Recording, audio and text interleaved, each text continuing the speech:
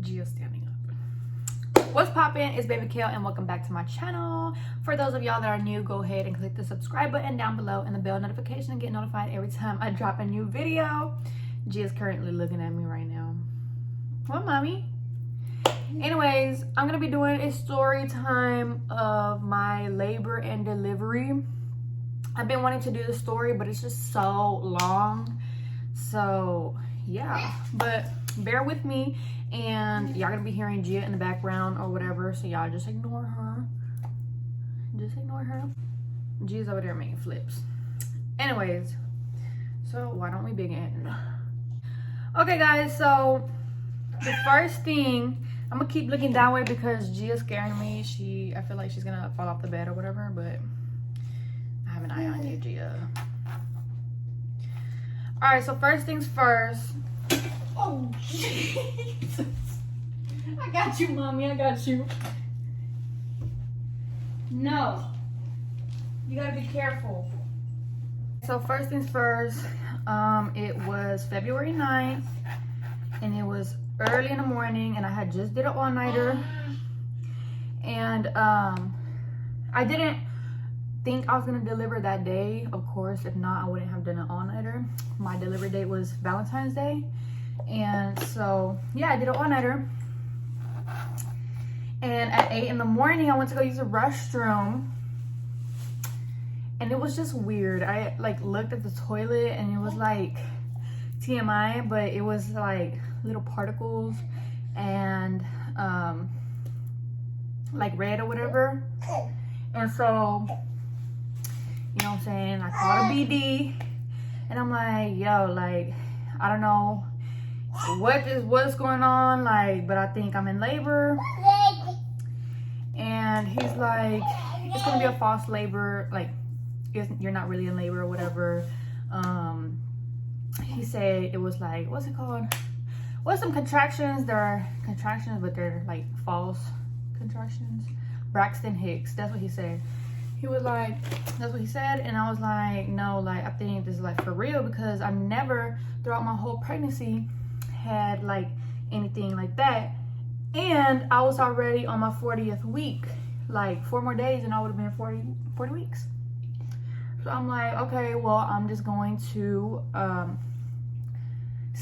to sleep, and when I wake up, like, things are still weird, then, you know, I'm just gonna go to the hospital or call my doctor first. So I try to go to sleep, and I could not go to sleep. Like, the pain, it wasn't really like pain, but it was just like something was just bothering me. Like, it felt like little like cramps, and I knew like it wasn't like fake, like I was about to go into labor. So I just could not sleep. So from 8 to 11, I was flipping and turning, whatever. And I finally got up, and I went to use the restroom again. And when I tell you, there was a whole lot more red on the toilet, and there was a whole lot more red and them little particles I was telling you about. So I called the BD again. I'm like, look, this for real. Like, I don't know what to do. You know what I'm saying? You should just meet me and we go to the hospital or whatever. But then again, I don't want to go to the hospital if like I'm not all the way dilated, or like I'm not dilated enough, because I do not want to go over there and then go back home, right? So he was like, just call your doctor, whatever. So I called my doctor, and they were just saying some stupid stuff. They was like, oh, it's probably false labor, like give it a couple hours, and if you're still feeling like that, then you can come to, girl, they said Galveston. Now let me tell you, I was living in Richmond at the time, and they say, yeah, you come to our Galveston location, and you can give birth there. And I'm like, I'm not going to Galveston. So whatever, I hung up. I called my aunt, and my aunt was literally coaching me throughout the whole pregnancy. So I called her, and I'm like, hey, like, something weird going on. And I tell her everything that's going on. She was like, oh my God, you're in labor. But my pain wasn't like intense or nothing like that. It was just feeling like cramps. So I'm like, okay, well, I guess I'm in labor.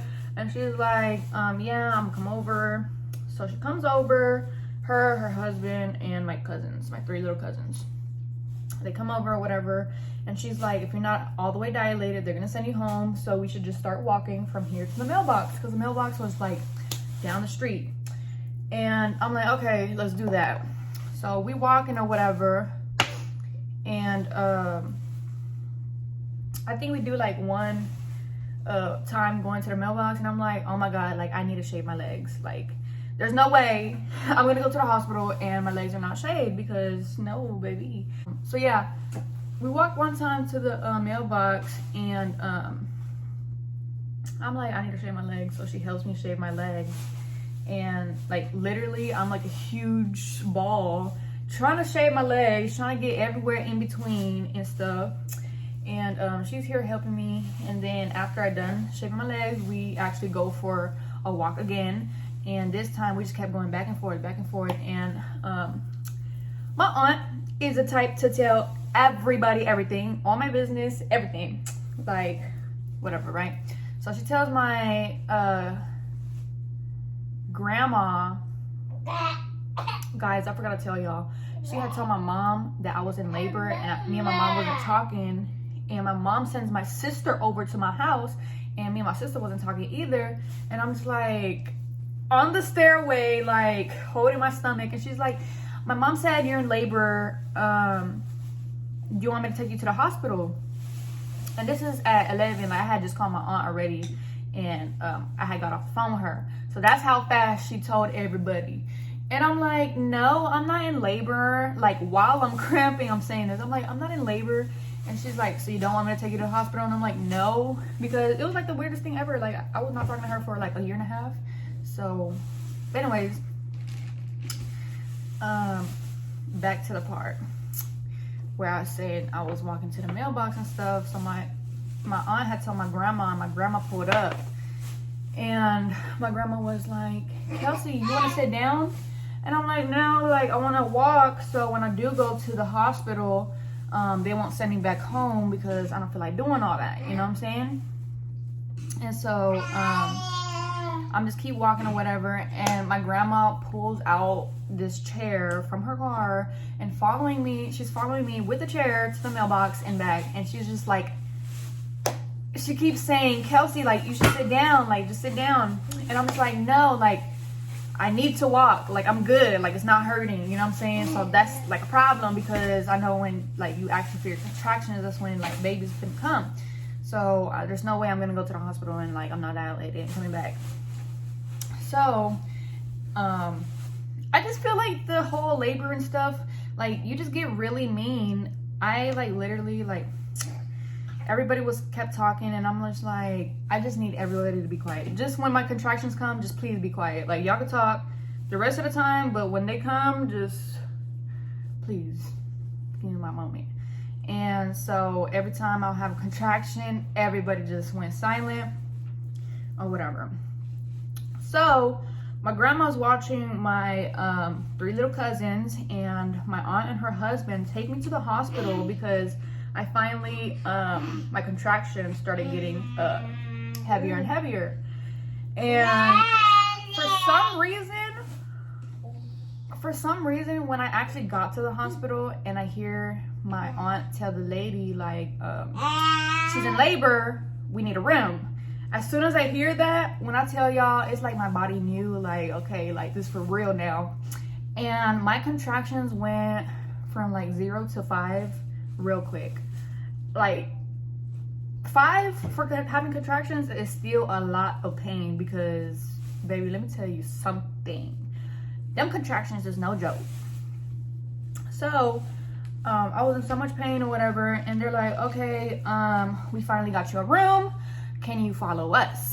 And mind you, my aunt came inside with me, and during COVID you're only allowed to have one person in the delivery room. So she comes inside with me to the delivery room because my baby daddy wasn't there yet. He was on the way, because I told him that I was in actual labor, and he thought I was just kidding. What an idiot. And so yeah, he was on the way, and my aunt is with me, and the first nurse that I had, she was really cool, because when my baby daddy pulled up, they let him inside the room or whatever. And the nurse was like, as long as y'all don't be walking the hallway and like, you know what I'm saying, like really catching people's attention, then both of y'all can stay. But yeah, just don't leave the room. And we're like, okay, cool. So my aunt goes downstairs. She did not listen. She goes downstairs and she goes to the cafeteria because she hasn't ate all day. And where was I? Okay, so she hasn't ate all day. She goes to the cafeteria, and that's when my nurse, I guess, switched shifts, and I got a new nurse. And it was some white lady. I forgot her name, to be honest. But I don't like her. Let me tell y'all why. She was like, hey, I'm your nurse, blah, blah, blah. And the only people in the room is me and my BD, right? And she's like, the other nurse told me that your aunt was here and she went to go get lunch or food or whatever. And by the time like this is all happening, it's like 7 o'clock already, right? And I'm like, yeah, she went to go get some food downstairs. She'll be back. And she's like, okay, perfect. Just make sure before she leaves, she comes to the room because I want to talk to her. You know, I'm not thinking nothing of it. I'm like, okay, I'll make sure she comes to the room, whatever. So I call my aunt and I'm like, hey, my nurse said she wants to talk to you. And my aunt so happened to be at her house already. Like, she didn't tell me she was leaving, but she went to her house to go change and then come back to the hospital, right? Okay, so like I was saying, the hospital is around 10 minutes from my house and my aunt's house because we literally live like across. Our neighborhood is across, right? So she's like, okay, I'm gonna hurry down there so she won't think I left or whatever. And I'm like, okay, cool. I don't know why this lady want to talk to my aunt, but she does. Like, she kept coming in the room and kept saying like, hey, is your aunt coming upstairs? Like, I really need to talk to her before she leaves. And I'm like, yeah, she's coming up. She's just eating her food or whatever. She'll be up here in a little bit. And I really don't know why she wanted to talk to my aunt so bad. And my aunt finally comes in the room. Hold on, guys. So my aunt finally comes in the room and my nurse comes with her and she's like, well, I guess they had spoke in the hallway. And my nurse had told my aunt that there's only one person that's allowed in the room. And the nurse had the audacity to tell me, she was like, I'm sorry, our policy is only one person in the room with the person giving birth because of COVID. And I'm like, oh, girl, you should have been telling me that. Like, it's fine, like my baby daddy here, right? Girl, she was like, no, your aunt was here first. She was like, your aunt was here first, so I'm gonna have to ask him to leave. Baby, when I tell you I don't take that lightly, because how you gonna tell me to kick my BD out for the birth of his child just because you want my aunt to be here? I don't get it, right? So I'm like, no, he's not going nowhere. I want my baby daddy in the room, not my aunt, right? Like, she can go home. And she's like, well, I'm sorry, she was here first. And I'm just like, okay, you're trying to tell me like who I can have in my room, my delivery room? I'm like, no, ma'am. Like, if he can't be here, I'm going to the Methodist down the street. And, you know, I say his name and I'm like, get the wheelchair because we about to go to the other hospital because this lady's playing with me. Like, you're not going to tell me who I can and can't have in my delivery room. I understand your policy is one person, but you made me call my aunt and she was all the way at her house already when my baby daddy was there. I just think like the lady was really racist. That's just in my opinion. And I'm about to explain why I think that. And so basically she was saying that and I'm like, he's not going nowhere. Like, I'm sorry to tell you, like, because she kept telling me sorry. I'm like, no, I'm sorry. Like, he's not going nowhere. This is his daughter, you know what I'm saying? And she's like, yeah, I understand, but I'm just so sorry. And I'm just like, okay, I'm leaving. And mind you, I already have my epidural. And she's like, well, you can't leave because you already have the epidural. And I'm like, well, call the anesthesiologist to come take it off of me because I am leaving. You playing with me. And so she's like, okay, let me call my superior, whatever, and let me ask what we can do about this situation. And I'm like, yeah, you go do that. And So she's on the phone with her, I don't know, I guess the supervisor or whatever, and he's obviously not in the hospital. I think he was at home. And she's on the phone with him, and she finally gets off, and she was like, hey, you're like a VIP patient, because he agreed that you can have 2 guests here. And like, she's trying to be friendly with me and stuff, but no, baby, you just try to kick my baby daddy out for no reason, when I told you, like, I don't care to have my aunt in the room. Like, you know what I'm saying? Like, this is his daughter. And so, what are you eating? Anyways, so she's trying to be friendly and stuff, but no ma'am, because you already pissed me off. And this video is about to be so long, so I gotta hurry up. So she already pissed me off, and whatever. So I started dilating more and more, and I am at 9 centimeters. I was dilated 9 centimeters from like 7 at night till I think like 4 or 5 in the morning. And my aunt kept saying, she was like, just let them pop the sac or whatever, so you can finally just give birth. And I'm like, no, like, I want her to come out whenever she wants to come out, you know what I'm saying? But really, I was just saying that because, girl, I was scared. Like, this is my first time doing that, you know what I'm saying? That is so scary. So I just kept pushing it. I was like, no, let her come out whenever, you know what I'm saying? And my doctor finally comes back, and she's like, oh, I'm just gonna see like how much you're dilated. And this is like 6 in the morning. And when I tell you, she like, I don't know, she was sticking her fingers in there. She's like, oh, your bag is already like popped, like it's coming out. And I'm like, really? But I think she like popped it low-key. And so I'm like, oh, okay, well, what do I do? Like, what's the next step or whatever? And she was like, well, we're just gonna wait until like you're fully dilated, and then we can like go, whatever, the labor is just gonna start on its own. And when I tell you, when she had said my water already broke, when she stuck her fingers in there, I think she broke my water or whatever. And when I tell you, from that point on, the pain went from 0 to 10 real quick. Like, that is no joke. They talking about like the pain is like pressure. It really is. But it's like a pressure that is like, you just want to scream. And when I tell you I was screaming and the whole floor can hear me, I know they can. I know they could. And so my doctor, I was literally with my legs open already, ready to push. And she was like, okay, we're gonna practice pushing or whatever. So on the count of 3, you're just gonna push. And I'm like, how do you push? Like, you're pooping, or like you need to pee really fast? And she was like, you push like you're pooping, which you don't. You push like you need to pee really fast. And I'm like, okay. So I started doing that, and nothing happens. The baby is not coming out.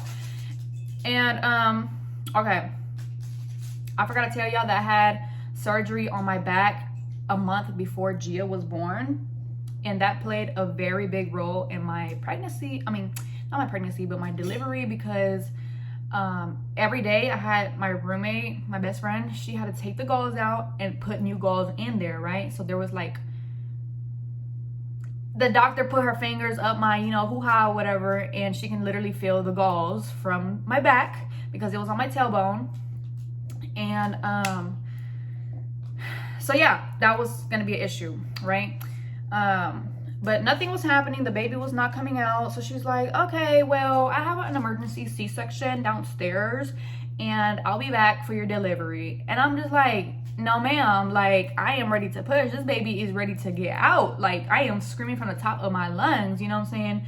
If you think these nurses are gonna deliver my baby? Oh, and guys, the nurses had switched shifts already. Like, they had switched shifts. So that girl, the racist lady, she was no longer my nurse. I forgot to tell y'all that she was no longer my nurse because she switched shifts or whatever. And the reason why I was saying she was racist, like, my baby daddy was asking questions and stuff to her, and she would literally act like she was not hearing him. Like, every time he spoke to her, she did not say a word. And I'm like, excuse me, like, he just asked you blah blah blah blah blah.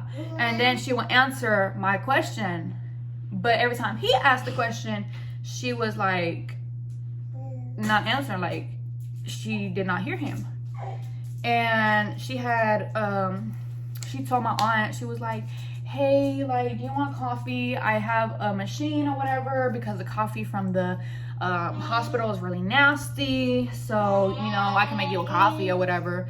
So that's the type of like vibe I was getting from her. Like, she was, you know what I'm saying, just doing the most.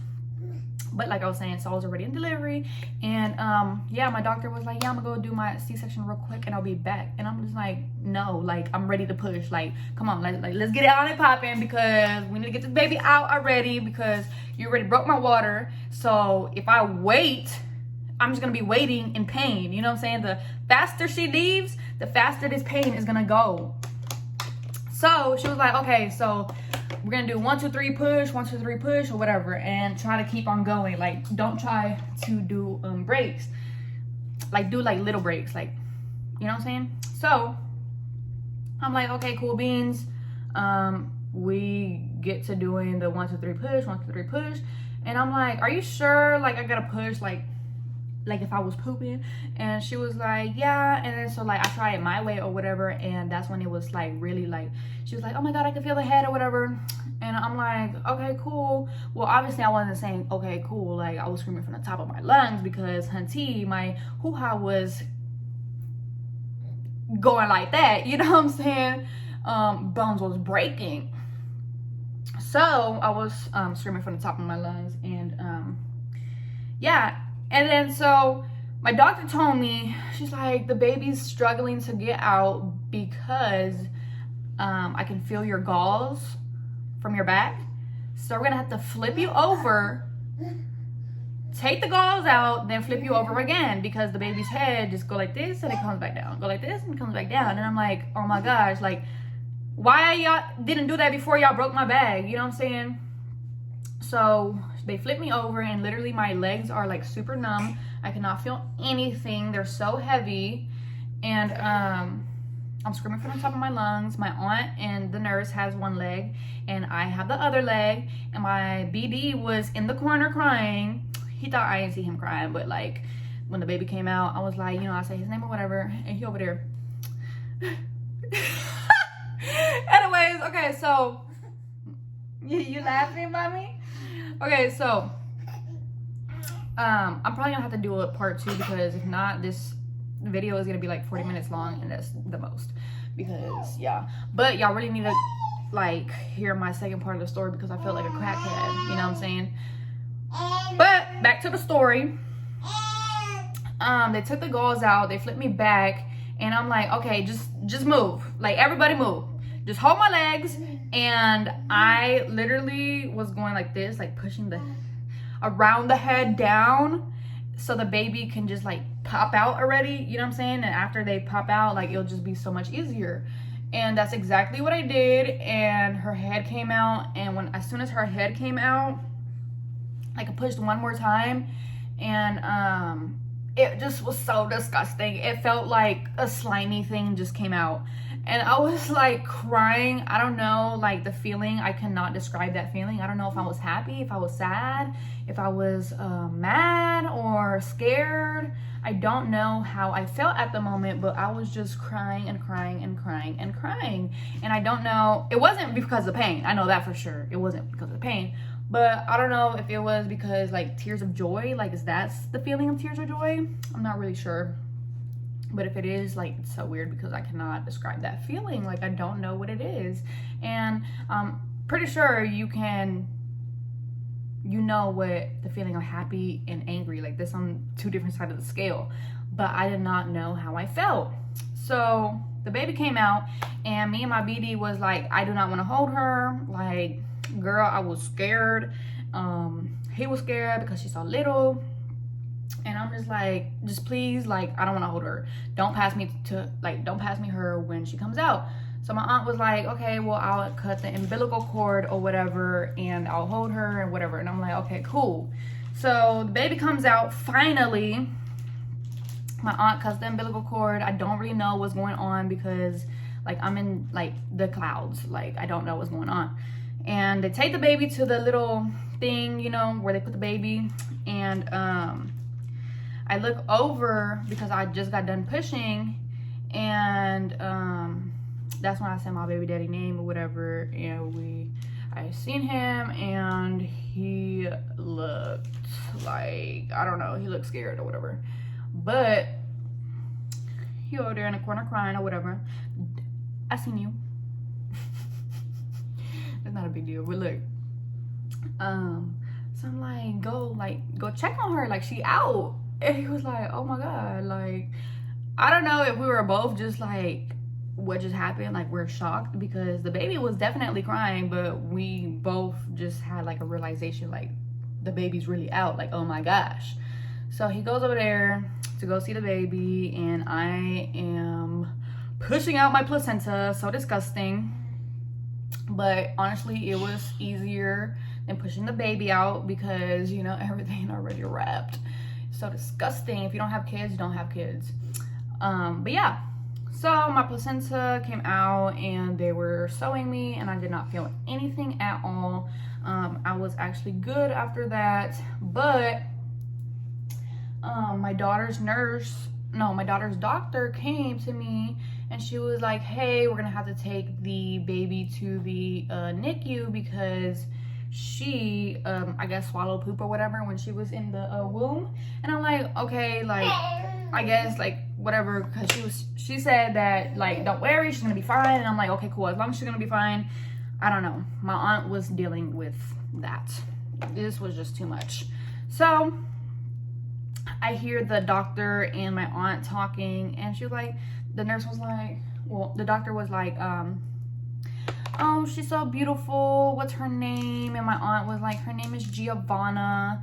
And she's like, oh, that's so cute, Giovanna, like G-I. And I'm like, no. I screamed from the top of my lungs. I'm like, no, her name is Giovanna with a J. Because girl, I thought they was about to name my baby like with a G. Like, I don't know how the process goes. And they were there talking about my baby called Giovanna with a G. Like, no, it's not. And I'm here thinking like that's gonna be on the birth certificate or whatever. Like, girl, I don't know nothing about this. This is my first kid and last. But yeah. So I told my nurse, I'm like, hey, since y'all taking off the epidural, what medicine can you give me? Because I do not want to get off the epidural and it's about to hurt. You know what I'm saying? And she's like, yeah, we can give you Norco. And I'm like, no, I don't like Norco, because my back surgery, they gave me Norco and it didn't work for me. So I was like, I don't like Norco. Could we do something else or whatever? She's like, yeah. She said the name of it, but honestly, I don't remember what she said. And I should have remembered because that lady did not put it in the system. And so yeah, so she put something in my IV, and then this male doctor comes inside the room, and he's like all up in my hoo-ha or whatever. Giovanna, don't touch the desk. He all up in my coochie or whatever, and he's like, hey, I'm gonna have to treat you right here because you're clotting. And I'm like, I don't know what that means, but okay. So he sticks some pills up there, you know what I'm saying? And he was like, because at first I didn't know what him to, go up in there like, girl, they just sold me clothes. And he was like, okay, well, if you don't want to do it here, then I'm going to have to take you to the ER and do it. I mean, to the surgery room, the OR. And I'm like, oh, no, sir, we can do it here. So whatever, that's what he did. And then while he was doing that, my nurse, she put something in my IV, which is supposed to be a painkiller. And when I tell you that painkiller had me acting like a damn crackhead, like, I do not recommend that to anybody. Like, I felt like a crackhead, like a for real crackhead from the streets. I don't know what the medicine was called because she did not enter it in the system, because when I later asked another nurse what the medicine was called, she's like, you didn't have any painkillers. And I'm like, yes, I did, because I'm acting like a damn crackhead, and the lady told me like what it was, but I just forgot what it was called. Anyways, and for some reason, every time they said my daughter's name, like I would have like a little mini attack where my whole body just started shaking. Like it would literally come up from the bed. That's how bad it was shaking. And my tongue was just like, I felt like I was swallowing my tongue. And the reason why like I pushed and all that so fast was because they promised like as soon as I pushed, they're gonna give me Gatorade. And as soon as I pushed her out, nobody attended me. It's like as soon as you have a baby, you do not matter, you know what I'm saying? Literally. So yeah, I'm having this attack or whatever, and my nurse is like, look, just calm down and drink some Gatorade that I brought you. This is like an hour later. And I'm like, I cannot drink anything because I cannot feel my tongue. Like I'm about to swallow my tongue. And she's like, no, you're not. Like, you're fine. And I'm like, no, I'm telling you, I'm about to swallow my tongue. But like I said, the nurse didn't enter in the system that I had a painkiller, so they didn't believe me, right? So, I'm having an attack every time they say my daughter's name, or like, even if they do an update of like, oh, she's doing fine, like she's getting better or whatever, like I would just have an attack. I don't know why. That's the feeling that I don't know if it's happy, mad, whatever, right?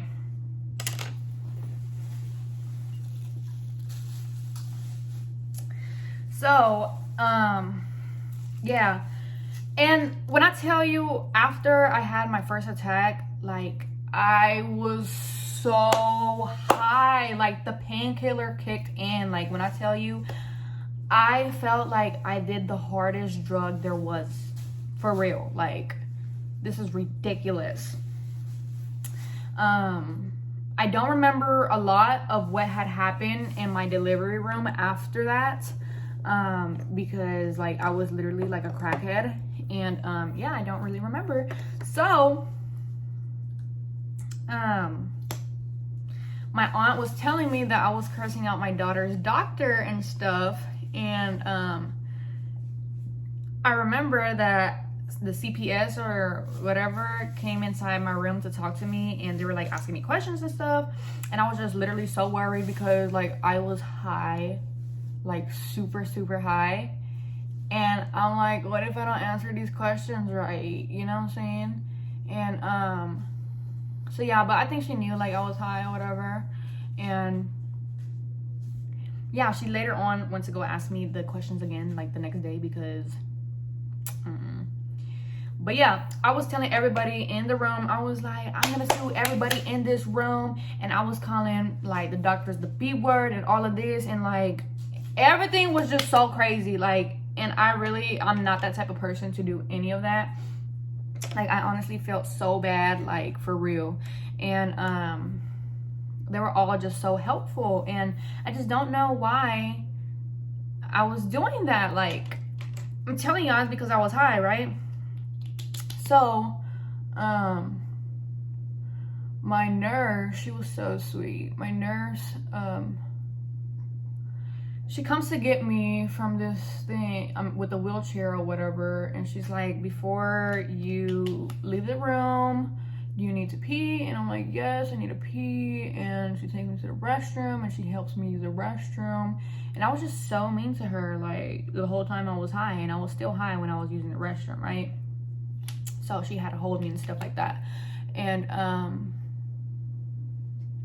what happened after that? She wheelchairs me to the next room where I'll be staying for like 2 days.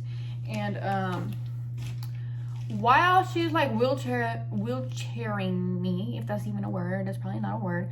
While she was doing that, we come across like another nurse, and she was like, hey, how's your day going? She said it to my nurse, and my nurse was like, it's going, you know what I'm saying? Because I done cursed everybody out. I done made her have the worst probably day of her life.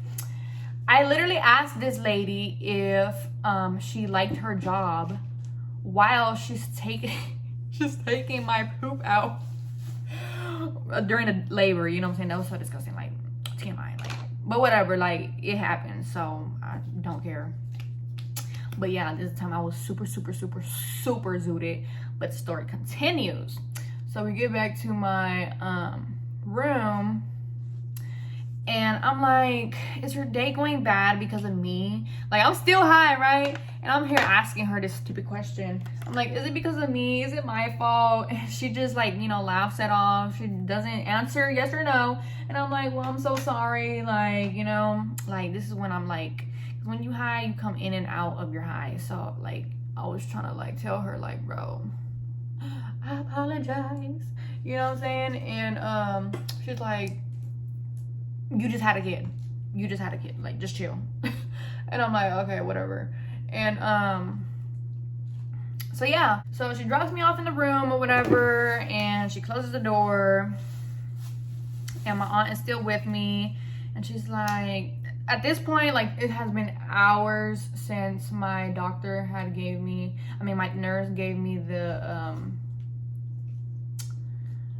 that strong pill or whatever, right? So I'm talking to my aunt, and remind you, I'm still so high, but just not as high as I was like when I was cursing everybody out. And she's like, oh my god, Kelsey, like, you were so mean.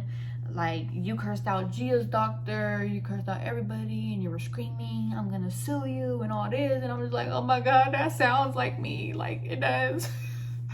Like, I feel so bad for everybody. And my aunt was just like, yeah, like, you should apologize or whatever. And I'm just like, yeah, I'm gonna apologize. And so Gia's doctor comes back in the room, and she's like asking me questions or whatever. And I'm like, I don't know who this lady is, right? And I'm like, I'm sorry, who are you? And she's like, I'm blah blah blah, whatever, I'm your daughter's doctor. And my aunt had told me that I was being mean to her, so I was just like trying to apologize, and she was just not trying to hear it. She was just like, you had a baby, just leave it like that, whatever, just answer the question so I can dip. And I'm like, okay, fine, whatever. So I'm answering her questions, and she dips. And literally, I cannot talk about my daughter. Like, I cannot say her name. I can't have a conversation with anybody that's talking about her. Like, I can't do it. I don't know why. Like, this eyeshadow is very disgusting. But I don't know why I can't, like, have a conversation about her. Like, you know, my emotions were just everywhere. And so yeah, they didn't let me see my daughter for till the 3rd day. And that was us leaving, because I had my temperature was up or whatever, and they're like, well, your temperature has to go down in order for you to see her. And I'm like, bro, like, I just had her, like, that's why it's up. And they're like, well, just to make sure because of COVID. And I'm like, fine, whatever. And in between time, like, they was just doing like tests. A CPS lady came to do me the test again, and I was still so high. And like, she read my answers, and she's like, maybe you want to read it over again and do it again in a couple of hours. Just take your time, just take your time. And I'm just like, oh my god, like, I was stuck on one question, like rereading it over and over and over and over again for like 30 minutes straight. And like, I don't know what they were asking me, to be honest. So yeah, that happened. And my BD, he was helpful. Like, these stupid doctors, like I told you, they wasn't bringing me Gatorades and stuff like that, so he had to, you know, brought me whatever I needed, and a car seat and all that. My aunt was very helpful as well. And yeah, so everybody left. I told everybody, just go home because I'm finna go to sleep. Like, leave me alone, right? And y'all just come back tomorrow in the morning, whatever, it's fine. And so they leave or whatever, and let me tell y'all, their service is like top tier. They was feeding me, they was making sure I was good throughout the night. Like, girl, and mind you, I had this back surgery, and the pain from it was so bad. Like, I couldn't even walk when I was pregnant. Like, I was literally walking all the way forward, but then I couldn't walk all the way forward because my stomach was so big. So I literally was on bed rest for like a month and a half. Like, it was so bad. And if y'all want to know about my surgery, I'll do another video. Just comment down below, whatever. But I'm just trying to make this story, long story short, because there was so much that happened. And if I forgot a couple of stuff, my bad, because I know there was so much that happened. And it happened 7 months ago, because Gia is 7 months. She's about to be 8 months or whatever. But yeah, so I finally go. I'm about to go see my daughter on the third day. It was like nighttime, and I call my aunt because I don't want to see her alone. And I didn't want to go see her with my baby daddy because I don't know. I just wanted to go with my aunt because I was having all them attacks or whatever, and I just knew that she knew how to deal with it more. So I'm like, okay, come with me to go see her. So she drove to the hospital, and we went to the NICU, and she was holding her because I was so scared. Like, if I hold her, I'm gonna drop her because I'm gonna have another panic attack. And yeah, I'm gonna insert pictures or whatever. But I really just try to do long story short because, girl, that story was way too long. But yeah, that is about the time of my labor and delivery. It was so traumatizing. I do not want any other kids. Like, Gia is probably like the best thing ever. She is enough because I'll be damned if I get a crybaby or, you know, whatever. Gia is pretty cool, and I don't regret anything that I've done. So yeah, and that is the story time of how Gia got here. I'm pretty sure I probably missed like a couple of scenes or whatever, but honestly, like, this happened a few months ago, and this is really the reason why I try to tell you guys the story now before I fully forget the story. But yeah, that's the time I had my daughter in my labor and delivery video. Hope you guys like this video, and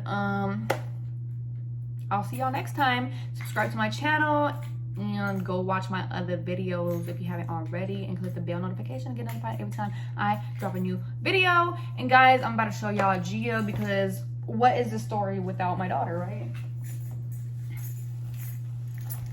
Hi, Gia. Hi, mommy. Y'all, I think she looks like my twin, but my BD think she's his twin, but really, we know he got him. We know he got him. Right, mommy? You look like mommy? I love you so much. Say bye. Say bye-bye. Besitos. The cutest. I'm 40 in my right car. Business change, yeah, I like I ain't all this. Get that money, nigga, that my main focus.